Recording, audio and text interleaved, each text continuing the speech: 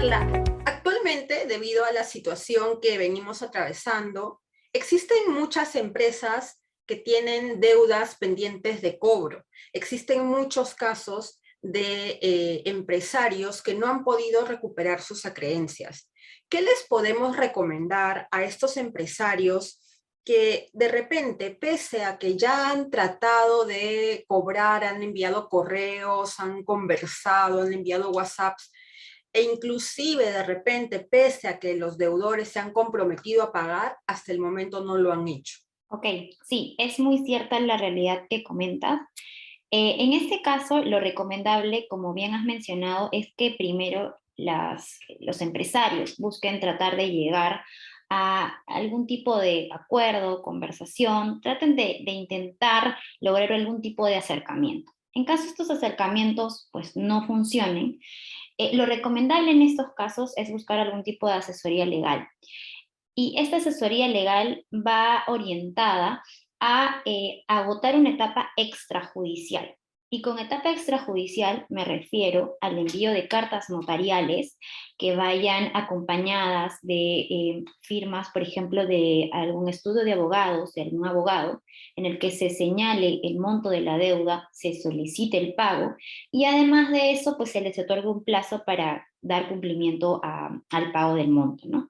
Además de eso, otra de las vías para solicitar el pago de alguna deuda, ¿no? Es iniciar una conciliación. Para esto tendrían que preparar una solicitud de conciliación, poner el monto exacto de la deuda y recurrir a un centro de conciliación. Si a pesar de todas estas tratativas, intentos de llegar a algún tipo de acuerdo, pues tenemos una posición reacia de la otra parte, del deudor, de no querer cumplir con estas obligaciones, lo importante aquí sería evaluar en principio si conviene iniciar un proceso judicial o no. En caso se determine la conveniencia de iniciar este proceso judicial, pues lo recomendable será recurrir al Poder Judicial a fin de poder solicitar el pago de la deuda. Respecto a ese punto, Carla, ¿existe algún monto mínimo que se requiera para iniciar un proceso de cobranza? La verdad es que no existe monto mínimo para iniciar la cobranza, pero lo que sí le recomendamos a nuestros clientes, en este caso a las empresas, es que pues ellos puedan determinar en principio si es que esta deuda va a ser cobrable o va a ser incobrable. Y en función a ello se determine la conveniencia de iniciar un proceso judicial o, dependiendo del caso, puede ser también un proceso arbitral. Pero esto mucho va a depender de la probabilidad de éxito que las empresas van a poder lograr al iniciar estos procesos de cobranza, porque como sabemos, va a generar algún tipo de gastos que va a tener que asumir la empresa. Claro, entonces tenemos que determinar un poco el costo-beneficio, ¿no?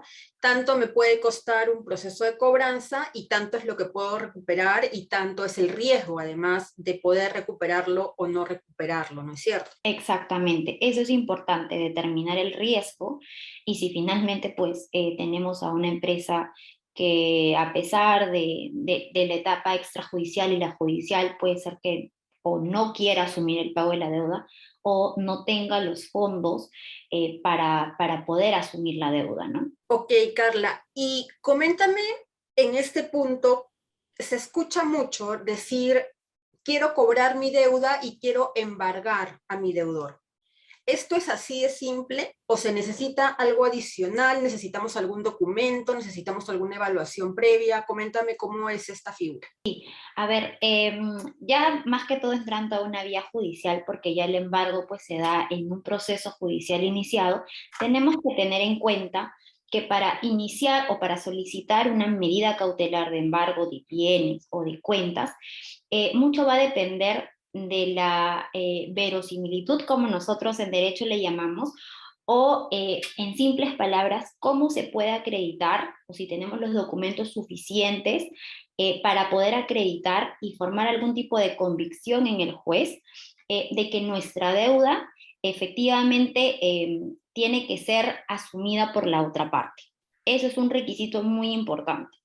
Ahora, no solamente se trata de embargar un bien No solo se trata de embargar cuentas, porque hay que determinar, en el caso de los bienes inmuebles, si es que estos, por ejemplo, tienen cargas o gravámenes previos, ¿no? Lo cual en un eventual remate podría ser que disminuya el monto que vamos a recibir al momento de la ejecución propiamente, ¿no? Ok, entonces no necesariamente el hecho de tener una deuda y de iniciar una cobranza nos va a garantizar que efectivamente vamos a recuperar nuestro dinero.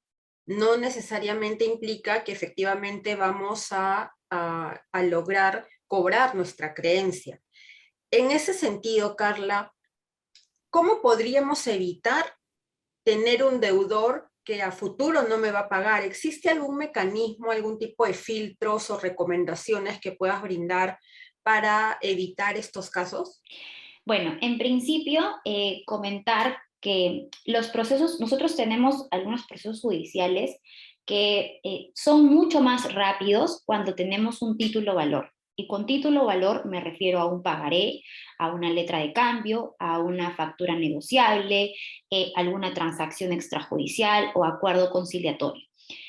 Todos estos documentos que he mencionado, digamos, ya iniciando un proceso judicial, son mucho más rápidos en cuanto a la tramitación del proceso, ¿ok? Por la fuerza que tiene este documento en sí y la convicción que forma ya en el juez.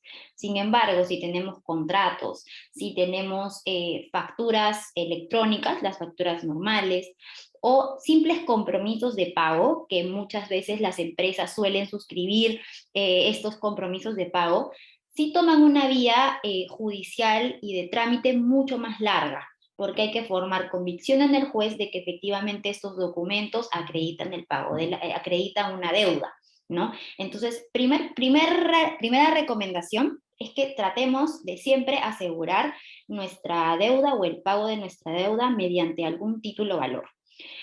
Segunda recomendación, y esto ya vamos un poco más atrás, hay que fijarse con quién se contrata, ¿no? Y con esto me refiero a hacer un análisis previo de la situación financiera de la otra parte, saber si es que tiene un buen comportamiento crediticio a nivel de bancos, si es que por ahí ha otorgado letras de cambio, y todo esto sale en un reporte de Infocort.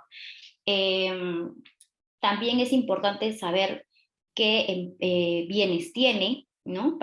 Y esto ya más que todo con un eventual incumplimiento de pago. Y sí es algo muy importante el poder determinar la dirección o el domicilio de la empresa. Las empresas suelen cambiar mucho de domicilios fiscales.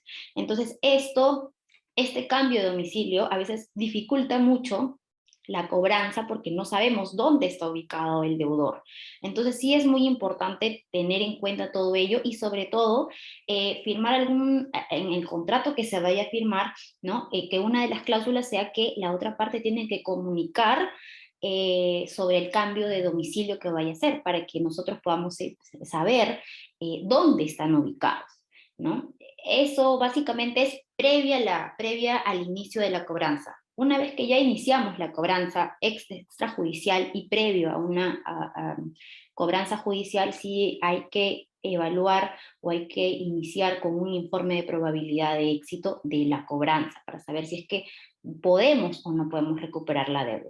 Ok, y en el caso en el que no se puede recuperar la deuda, en el caso en que se determina el estudio después del análisis de los documentos, de la situación económica de la empresa y todo el estudio eh, que se hace, ¿no? In-house, y se determina esta deuda es incobrable.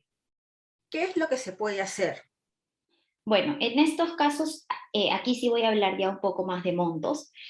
Si la deuda es mayor a 3 UITs, para yo poder castigar una deuda, quiere decir deducir impuestos de gastos tributarios, yo tengo que iniciar un proceso judicial de cobranza y en ese proceso judicial tengo que hacer todo lo posible para tratar de cobrarle a mi deudor. ¿Qué quiere decir esto?